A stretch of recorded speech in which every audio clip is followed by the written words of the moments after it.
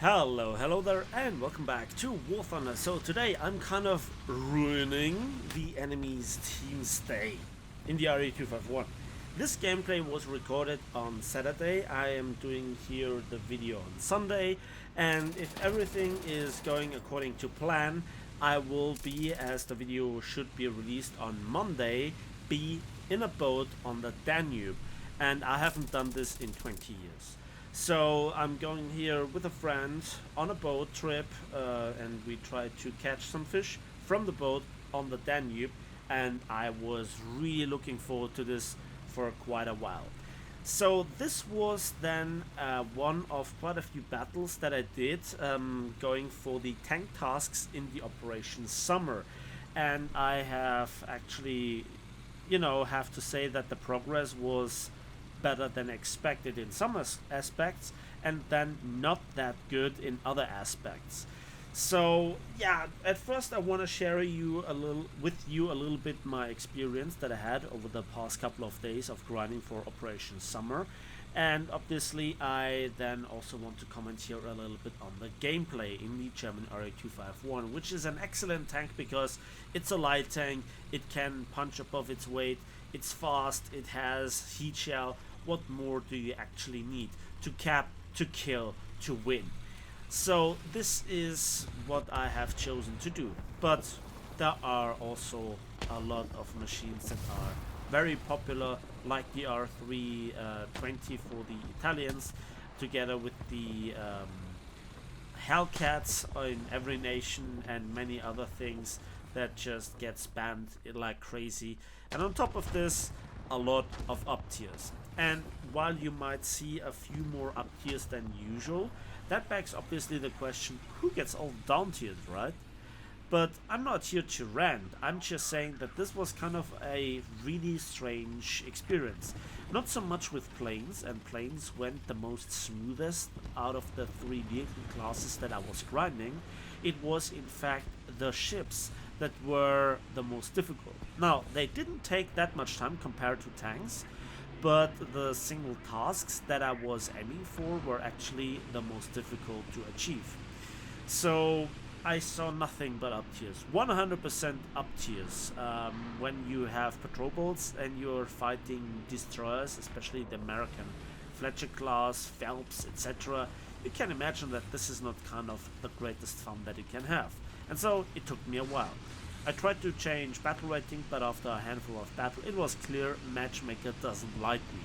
Not just on Friday when the event began, but also then on Sunday where I was playing for the second star for ships.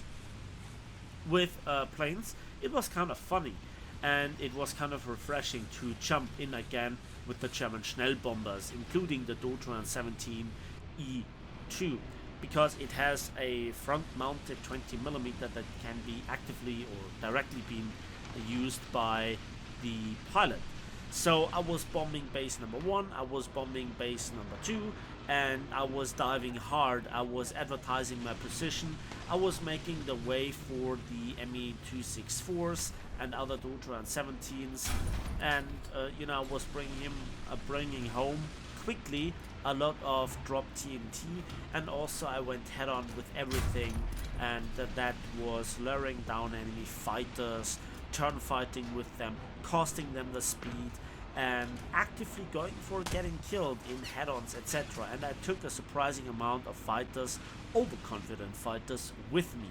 So but by the time I had done the 10-ton task, tried to say this 3 times in a row quickly, then I already had some kills in the bag, and so the fighter or the plane tasks were kind of smooth. And at some point it just happened that I had a 4 or 5 kill game, with my trusty German premium P47. So the planes were kind of okay.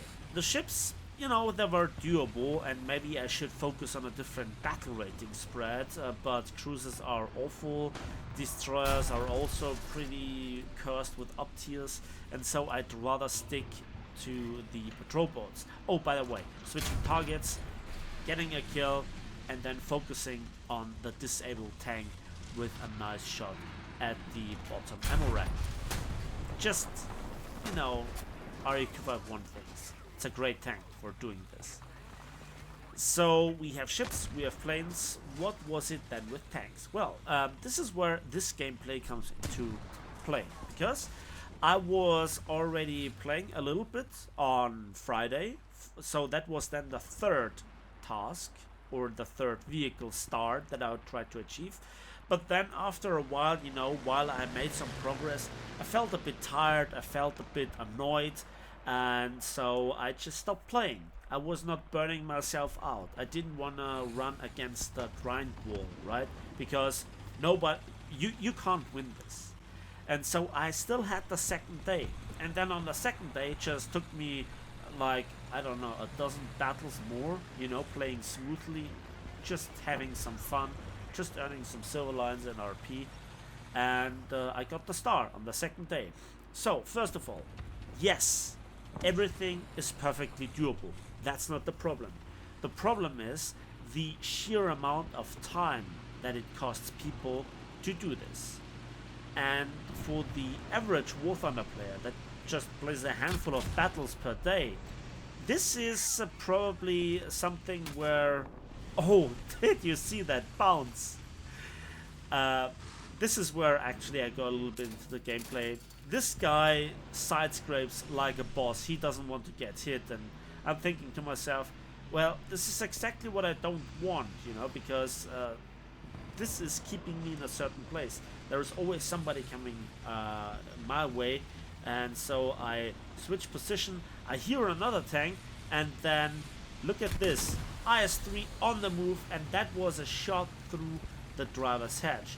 So I turn around because maybe this guy wants to come after me, but then a plane, boom, gets me the kill assist.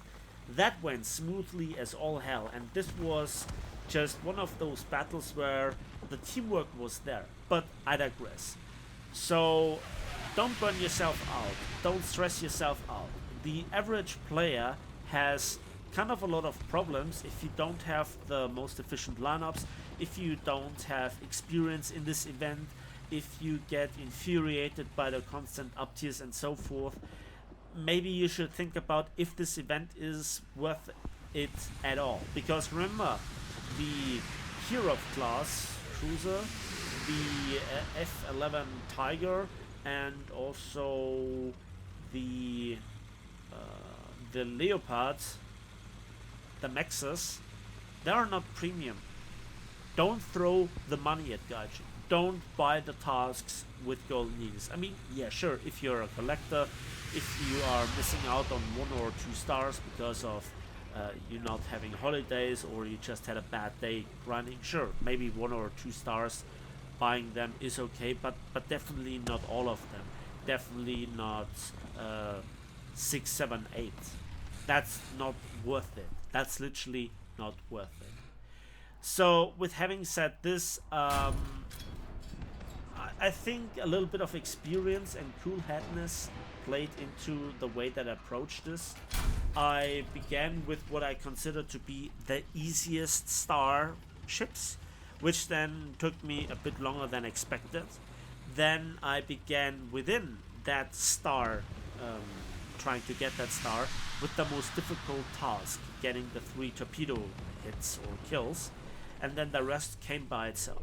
I did the same with planes in the way that I just simply tried to get the 10 tons of bombs home, and that went smoothly, and then the rest was just killing.